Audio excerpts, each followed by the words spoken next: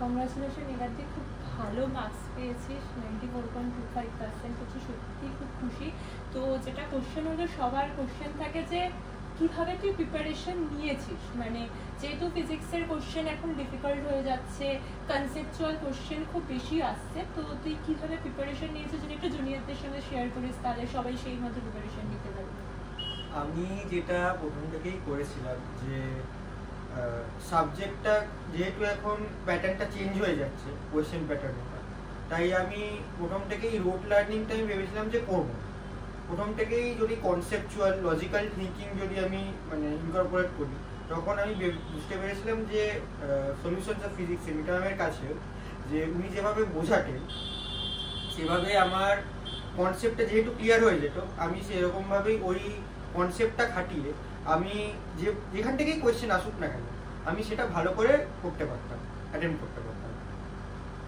তোর এই যে ডাউটগুলো আসতো বা ক্লাসের মাঝখানে, সেগুলো কিভাবে, বা অনেক সময় নিউমেরিক্যালস করতে গিয়ে আটকে যেত, সেগুলো কি করে সলভ হতো? কিছু কিছু নিউমেরিক্যালস বা কিছু কিছু ডাউট আমি চেষ্টা করতাম যে ম্যামের ক্লাস নোটস বা ম্যামের যে মানে নোটসগুলো দিয়েছেন উনি বা যেভাবে উনি বুঝিয়েছেন ওই কনসেপ্টটা লাগিয়ে সলভ করতে। কিন্তু যদি আমি তাও না পারতাম, তখন ম্যামের আমাদের নিজস্ব একটা গ্রুপ ছিল সেটা, বা আমি ম্যামকে পার্সোনালি মেসেজ করেও আমি দেখেছি প্রচণ্ডভাবে ম্যাম হেল্পফুল। এমনকি রাত 12টার সময় ডাউট পাঠিয়ে আমি দেখেছি যে ম্যাম মানে যতটা সম্ভব তাড়াতাড়ি উত্তর দিয়ে দেয়। তো আশা করবো যে তুই ফিউচারে খুব ভালো করবি। কি নিয়ে পড়ার ইচ্ছা আছে এরপরে ফিউচারে? তো আমার বায়োলজি নিয়ে পড়ার ইচ্ছা আছে। তো ফিউচারে যাই কর, সেই নিয়ে তুই অনেক দূর এগিয়ে যা তোর লক্ষ্যে, এটাই আমরা চাইবো।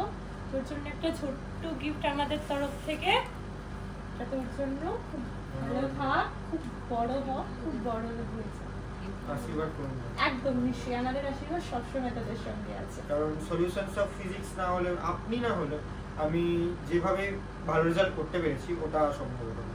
কারণ তোমার থেকেই আমি ক্রিটিক্যাল থিঙ্কিং এবং কনসেপচুয়াল ভাবে জিনিসটাকে হ্যান্ডেল করা তোমার থেকেই শিখি।